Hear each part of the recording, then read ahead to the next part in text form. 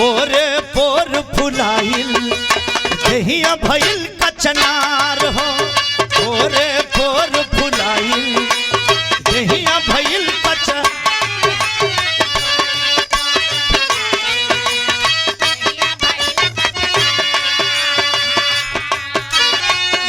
चल लूट हरिया लचके कमरिया कमान हो।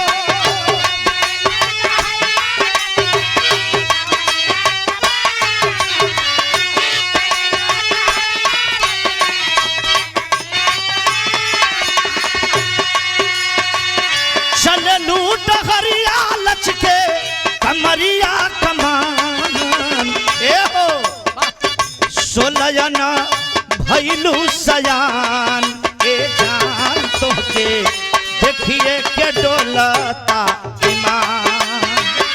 सोलजना भैलू सयान ए सोना तोहके देखिए के डोलता।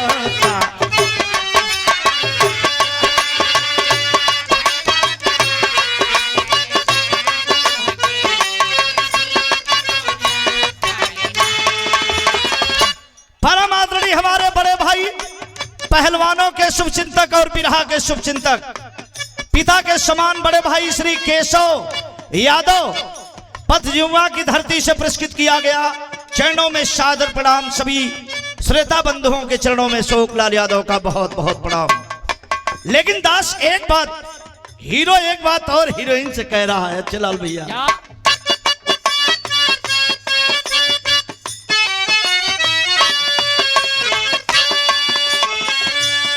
परम आदरणीय हमारे बड़े भाई जिन्होंने मुझे कई बार सैकड़ों बार मंच का कार्यक्रम मेरे साथ संभाला है, हमारे बड़े भाई पिता के समान श्री फूल बदन भैया को सादर चरणों में बहुत बहुत प्रणाम। कोई त्रुटि होगी तो क्षमा करेंगे। हरकेश भैया बाबू का क्या नाम है? राहुल बाबू, मुलाकात हुई थी। और हरकेश यादव और राहुल बाबू जो यूट्यूबर हैं, हमारी आपकी आवाज को बुलंदियों पर पहुंचाते हैं, ऐसे नौजवान साथियों को हृदय से बहुत बहुत प्रणाम।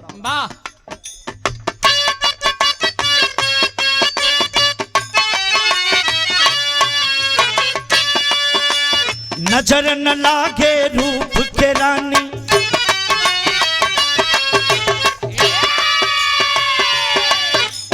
नजर न लागे रूप के रानी, रखिया संभाल के।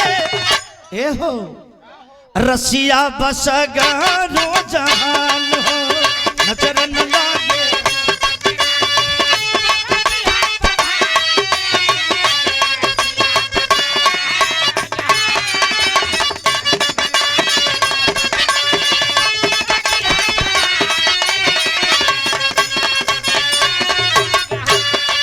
संगा भैया केहू संभाली कितना दिल के,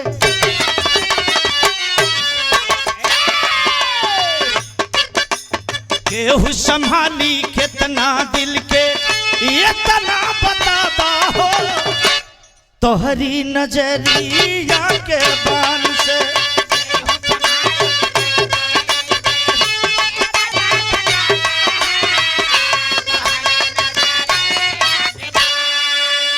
परम आदरणीय हमारे बड़े भाई, हमारे सहयोगी, हमारे दुख सुख के साथी भाई संजय यादव बोझी बाजार, आपके द्वारा पुरस्कृत किया गया सादर प्रणाम।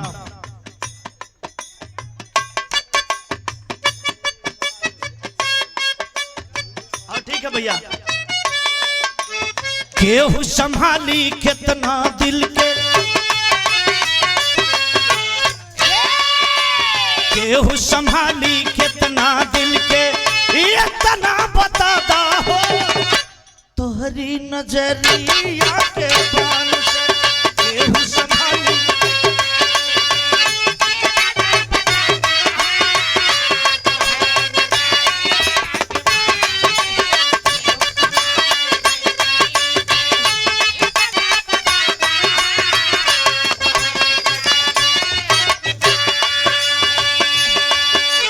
नाचियता से ले ले पुत,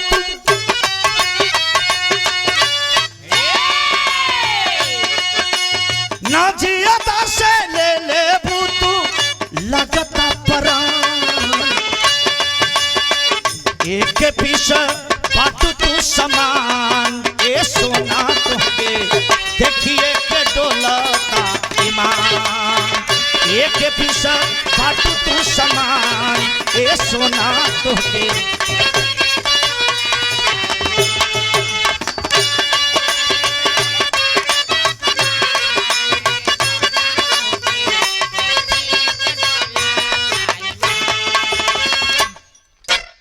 यह भारत बहुत बड़ा देश है, जिस देश में गंगा जमुना की निर्मल धाराएं और दुनिया को बनाने वाले भारत में जन्म लिए।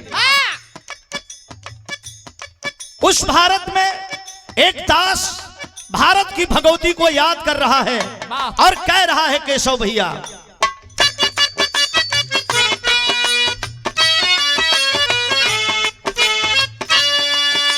सजल पर्वत ऊपर,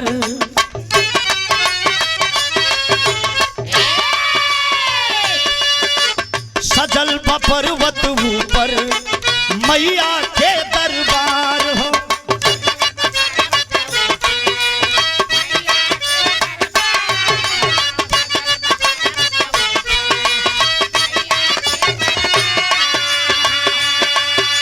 राहुल बाबू, हरकेश भैया, गंगा की पावन धारा, गंगा की अविरल धारा मां के चरण को पखार रही है।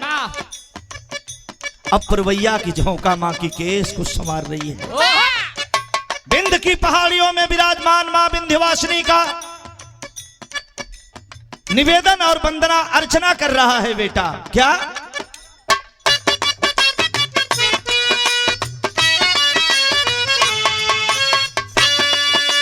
सजल पर्वत ऊपर मैया के दरबार हो, सजल पर्वत ऊपर मैया के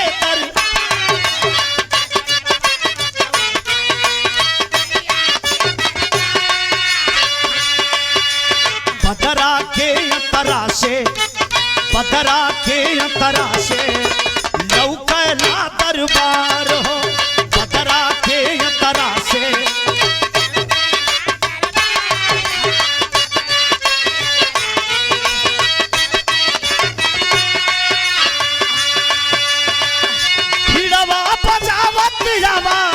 तेरा सितार हो,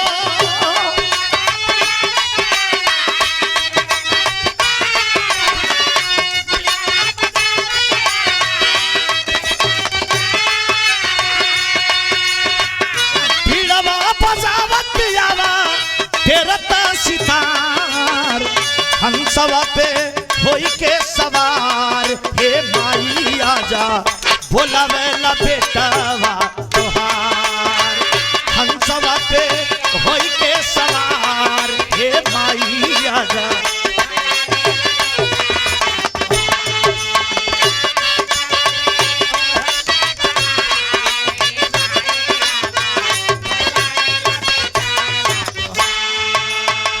यह मन बड़ा दम हुआ करता है केशव भैया, नायब भैया, लगता नहीं है भक्ति भजन में, लगाना पड़ता है।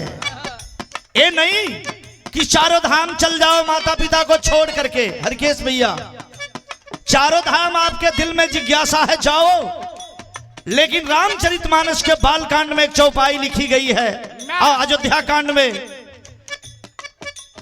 कि प्रातः काल उठ रघुनाथा, मात पिता गुरुना वही माथा। अपनी माँ को पार्वती समझ लो, पिता को भगवान भोलेनाथ समझ लो, ये भव सिंधु से तर जाओगे। और किसी घर में मां की अवहेलना होती है, उस घर में कभी लक्ष्मी की प्राप्ति नहीं हो सकती। कमलेश भाई, यह मन बड़ा धम है, अगर मन की तरंग मार लो तो हो गई भजन, आदत पूरी सुधार लो तो हो गई भजन। माता पिता से बड़ा मैंने गीत गाया है, जेकरे कीर्ति का कोनो बखान नहीं खे, बाबू माई जैसन कोनो भगवान नहीं खे। माता पिता की शक्ति अनमोल शक्ति है। कृष्ण ने पहचाना माँ की शक्ति को, राम ने पहचाना माँ की शक्ति को, क्या हम नहीं पहचान सकते अपनी माँ को? आइए हमारी गीत कह रही है क्या?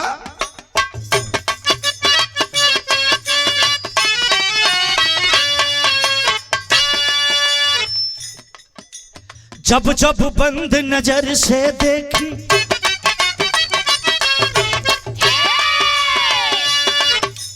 जब जब बंद नजर से देखी, ऐसा ने बुझाला हो तेरा तक आवे लू सितार हो।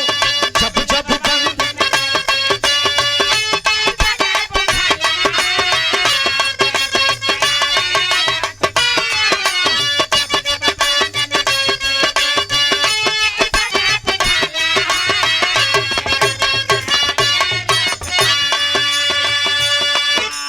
झूम झूम पुरवैया डोले,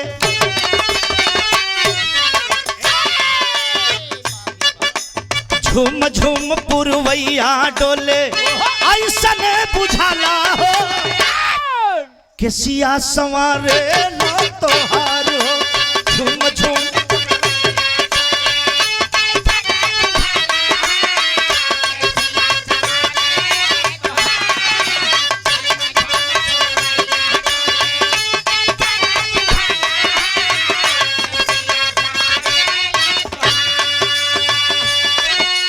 गंगा जल की निर्मल धारा,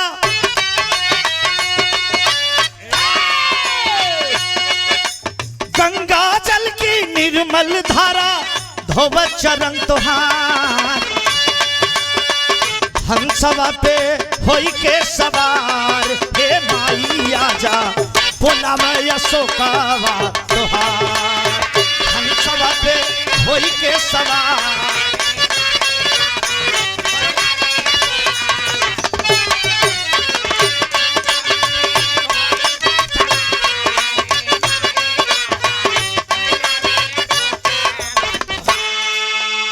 परम आदरणीय हमारे बड़े भैया ए गांधी भैया के द्वारा पुरस्कृत किया गया एक कुशाहा की धरती से जो हमारे बड़े भाई हैं।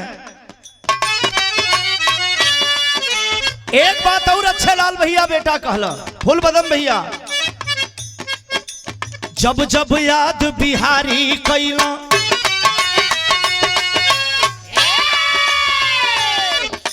जब जब याद बिहारी कैला, लोगवा बतावा महफिल में ठोकत रहना ताल हो।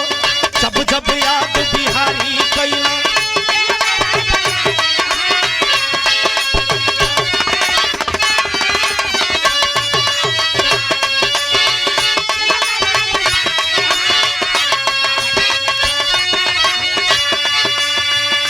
ओ बिहारी कौन जो बिरहा को बिरहा बना दिया, करताल से उठा करके और मंच पे लाने का काम बिहारी गुरु ने किया। कह रहा है बेटा, जब जब याद बिहारी कैला, लोगवा बतावा महफिल में ठोकत रहना ताल हो। जब जब याद बिहारी कैला,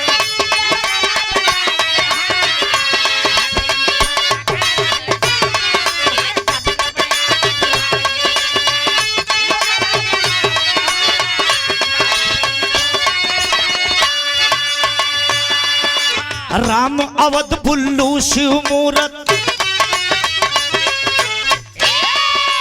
राम अवध बुल्लू शिव मूरत, तोह के बोलवला हो हथवा में लेहले करताल हो। राम अवध बुल्लू शिव मूरत,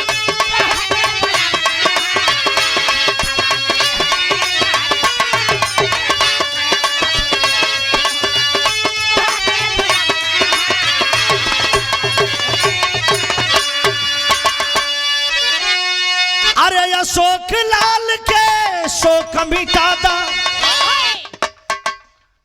दिवाकर बाबू, अरे अशोक लाल के शोक मिटादा, शरणागत सूबेदार।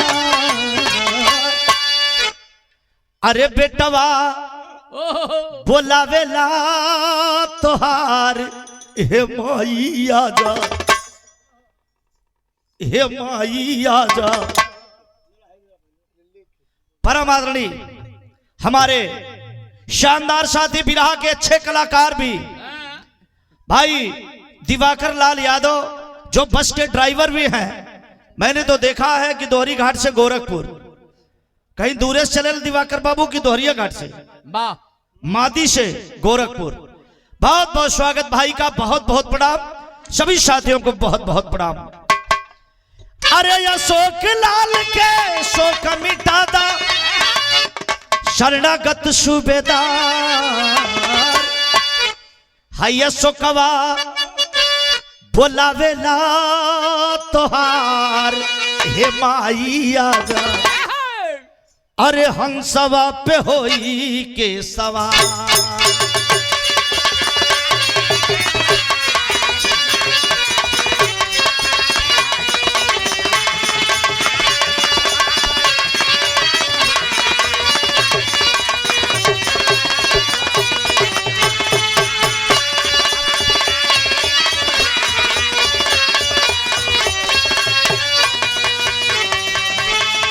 अरे बेटवा बोलावेला तोहार भगवती आजा। अरे हंसवा पे होई के सवार।